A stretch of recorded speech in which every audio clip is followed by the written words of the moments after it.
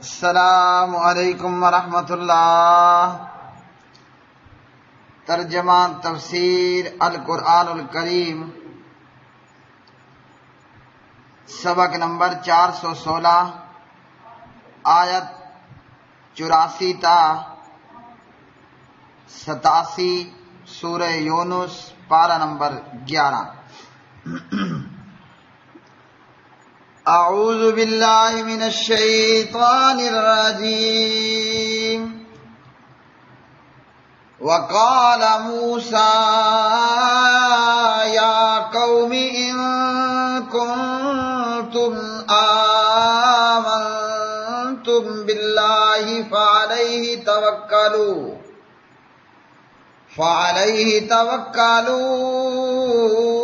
ان کنتم مسلمین۔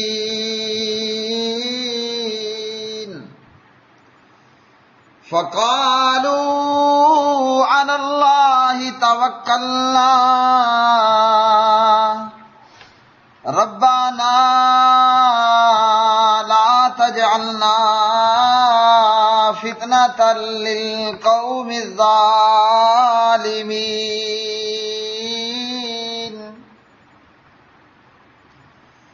ونجنا برحمتك من القوم الكافرين۔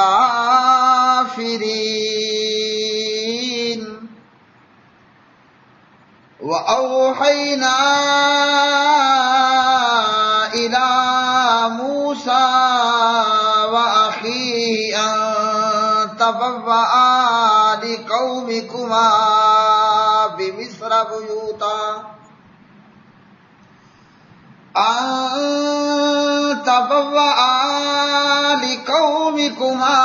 بمصر بيوتا واجعلوا بيوتكم قبلة وأقيموا الصلاة وبشر المؤمنين۔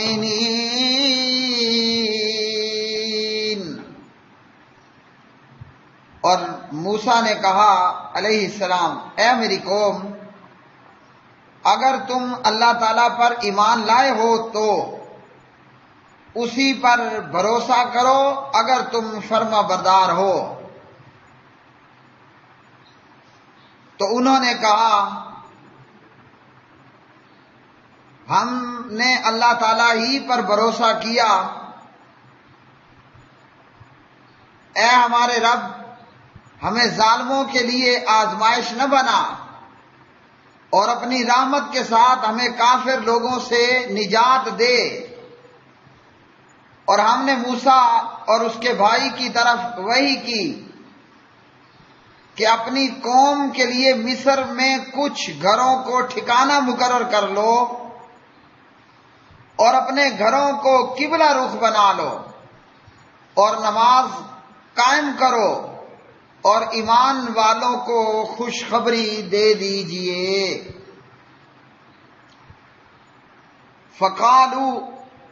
وقال موسیٰ، اور موسیٰ نے کہا، یا قومی، اے میری قوم، ان اگر تم آمنتم ایمان لائے باللہ اللہ تعالیٰ کے ساتھ، فعلیہ تو اسی پر توکلو تم توکل کرو، ان اگر تم مسلمین فرمانبردار۔ فقالو تو انہوں نے کہا، اللہ تعالیٰ ہی پر توکلنا، ہم نے توکل بھروسہ کیا، ربنا اے ہمارے رب، لا تجعلنا نہ تو بنا ہمیں فتنہ للقوم ان لوگوں کے لیے الظالمین جو ظالم ہیں، ونجینا اور تو نجات دے ہمیں برحمتک اپنی رحمت کے ساتھ من القوم ان لوگوں سے الکافرین جو کافر ہیں۔ وأوحینا اور ہم نے وحی کی الی موسیٰ کی طرف، واخی اور اس کے بھائی یعنی ہارون کی طرف علیہ السلام، ان یہ کہ لقومکما اپنی قوم کے لیے مصر میں بیوتن کچھ گھر، وجعلوا اور تم بناؤ بیوتکم اپنے گھروں کو قبلہ، وَأَقِیمُوا اور تم قائم کرو الصلاۃ نماز، وبشر اور خوشخبری دیجیے المؤمنین مومنوں کو۔ پیارے بھائیوں اور بہنوں، سورہ یونس کی یہ آیات بینات پیغمبر حضرت موسیٰ علیہ السلام اپنی قوم بنی اسرائیل سے، ایمان والوں سے کہہ رہے ہیں کہ اللہ پر بھروسہ کرنا ہوگا۔ اگر تم حقیقتاً مسلمان ہو، فرما بردار ہو، تو اب آزمائش کی ان گھڑیوں میں اللہ سبحانہ و تعالیٰ پر بھروسہ بھی کرنا ہوگا، توکل اور اعتماد بھی کرنا ہوگا، اللہ پر اچھا گمان اور اچھی امید کرنا ہوگی کہ اللہ تعالیٰ ان مصیبت کی گھڑیوں میں ہمیں ضرور ہماری مدد کرے گا۔ بات یہ ہوئی کہ جناب موسیٰ علیہ السلام فرعون اور فرعون کے درباریوں، مزاریوں اور قبطیوں کے سامنے اپنے معجزات کو پیش کیا۔ چاہیے تو یہ تھا کہ فرعون کلمہ پڑھ لیتا، فرعون کے درباری اور فرعون کی قوم کلمہ پڑھ لیتی، مگر فرعون کلمہ پڑھنے کی بجائے ظلم و تشدد اور زیادہ کر دیتا ہے۔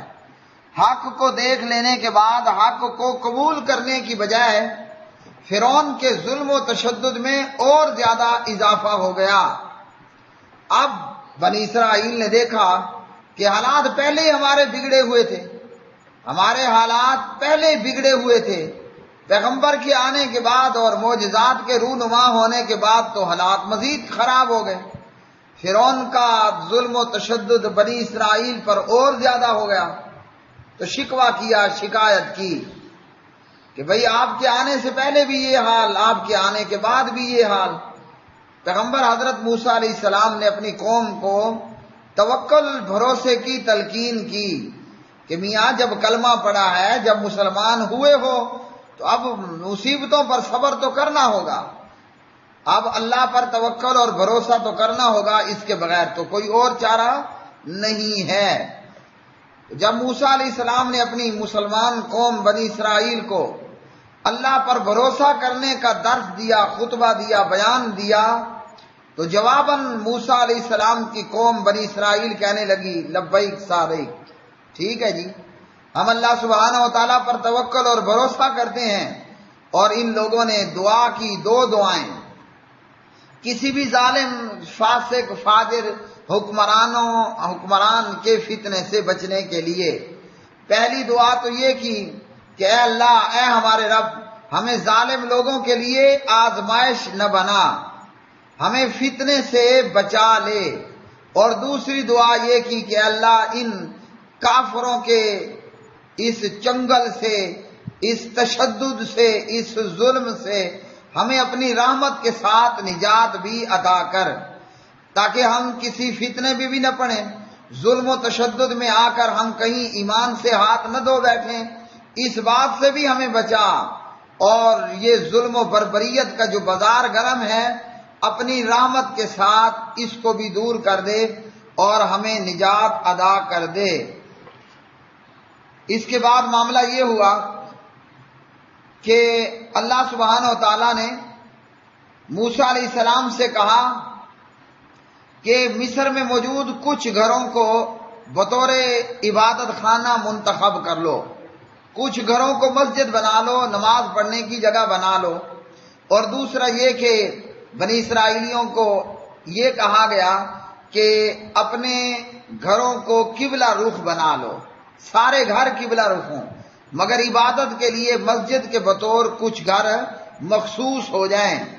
بات یہ تھی کہ فرعون چونکہ خود ربوبیت کا دعویٰ کیا ہوا تھا، انا ربکم الاعلی، اپنے متعلق کہتا تھا کہ میں بڑا رب ہوں، تو وہ فرعون یا فرعون کے درباری نہیں چاہتے تھے کہ بنی اسرائیل فرعون کے علاوہ کسی اور کو پوجیں اور پھر اس اللہ کی عبادت کے لیے ایک جگہ جمع ہوں۔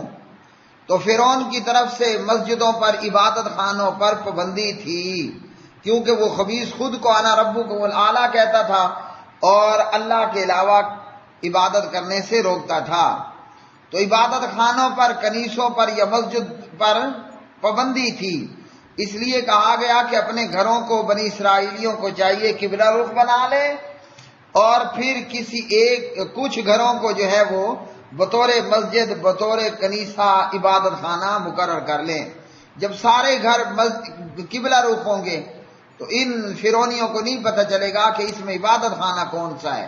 اب پورے مصر کی آبادی کو، بنی اسرائیلیوں کے گھر کو تو ڈرانا مشکل تھا، اور اگر کبھی کہیں بات لیک ہو جاتی کہ جناب یہ بنی اسرائیلیوں کی مسجد، کنیسہ یا عبادت خانہ ہے، تو وہ فوراً اسے تبدیل کر کے دوسرے مکان کو مسجد یا عبادت خانہ بنا لیا کرتے تھے۔ اچھا جی، اسی طرح ان آیات سے یہ بھی معلوم ہوا کہ نماز کی چھٹی کوئی نہیں ہے، ہر حال میں نماز پڑھنی ہی پڑھنی ہے، نماز پڑھنی ہی پڑھنی ہے۔ تو ان لوگوں کے لیے لمحہ فکریہ ہے، رہتے مسلمانوں کے ملک میں ہیں یا ایسی جگہوں پر رہتے ہیں کہ جہاں مسجد بنانا یا نماز پڑھنا وہ منع کوئی نہیں ہے، اس پر ظلم تشدد کوئی نہیں ہے، لیکن پھر بھی نماز کو نہیں آتے، نماز نہیں پڑھتے۔ تو اللہ تعالیٰ موسیٰ علیہ السلام اور ان کی قوم کو کہہ رہا ہے نماز کی چھٹی نہیں ہے۔ بھلے فرعون مسجد نہیں بنانے دیتا، بھلے فرعون ایک جگہ جمع ہو کر نماز نہیں پڑھنے دیتا، لیکن پھر بھی نماز کی چھٹی کوئی نہیں۔ اپنے گھروں کو قبلہ رخ بنا لو اور ان میں سے چند گھروں کو بطور مسجد منتخب کر لو، اور پھر وہاں کیا کرنا ہے؟ وہاں نماز پڑھنی ہے، نماز ادا کرنی ہے۔ مطلب نماز کی چھٹی پھر بھی کوئی نہیں، چاہے تمہاری جان کو خطرہ ہے، چاہے مسجد کو خطرہ ہے، نماز ہر صورت میں پڑھنی ہے۔ اس سے یہ بھی معلوم ہوا کہ بنی اسرائیل کے لیے مسجدوں میں، عبادت خانوں میں جا کر نماز پڑھنا ضروری تھا، ہر جگہ نماز نہیں پڑھی جا سکتی تھی۔ اور یہ حضور نبی کریم جناب حضرت محمد الرسول اللہ صلی اللہ علیہ وسلم اور آپ کی امت کی خصوصیت ہے کہ پیارے نبی نے فرمایا میرے لیے ساری زمین مسجد بنا دی گئی، یعنی بندہ مومن جہاں ہو نماز پڑھ سکتا ہے، سوائے جو جگہ منع ہے حمام میں، ایسی جگہوں پر نماز نہیں پڑھی جائے گی، اونٹوں کے باڑے میں نماز نہیں پڑھی جائے گی، یا نیچے جگہ پلید ہے، ناپاک ہے، پھر نماز نہیں پڑھنی۔ ورنہ اس آخری امت کے لیے پوری زمین مسجد ہے، خاص مسجد خانے کے ہونے کی ضرورت نہیں، بندہ جہاں موجود ہے وقت نماز ہوا نماز ادا کر لے، وہ چاہے جون سی بھی جگہ ہو۔ ہاں جہاں پر تصویریں ہیں، بوتے ہیں، وہاں پر نماز نہیں پڑھنی۔ تو نماز کی چھٹی بنی اسرائیل کو نہ ہوئی، ہمیں چھٹی ملے گی؟ کوئی نہیں ملے گی۔ حضور نبی کریم علیہ السلام نے فرمایا بین العبد و بین الکفر والشرک ترک الصلاۃ فمن ترک الصلاۃ متعمدا فقد کفر۔ جان بوجھ کے نماز چھوڑنے والا کافر بھی ہے تے مشرک بھی ہے، ٹھیک، کافر بھی ہے مشرک بھی ہے، او کما قال علیہ الصلاۃ والسلام۔ تو نماز کی کوئی معافی نہیں ہے، نماز پڑھنی ہی پڑھنی ہے۔ اچھا جی، اور فرمایا کہ مومنوں کو خوشخبری بھی دے دو، یعنی ان بنی اسرائیلیوں کو کہو صبر کرو، توکل کرو، اللہ پر اچھا گمان اعتماد کرو، ان قریب فرعونیوں نے غرق ہو جانا ہے، ہلاک ہو جانا ہے، اور تمہاری آزادی جو ہے وہ قریب ہے، مطلب تبدیلی آنے والی ہے، تھوڑا انتظار کرنا ہوگا، کچھ تکلیف اور مشقت کو برداشت کرنا ہوگا۔ وآخر دعوانا ان الحمد للہ رب العالمین۔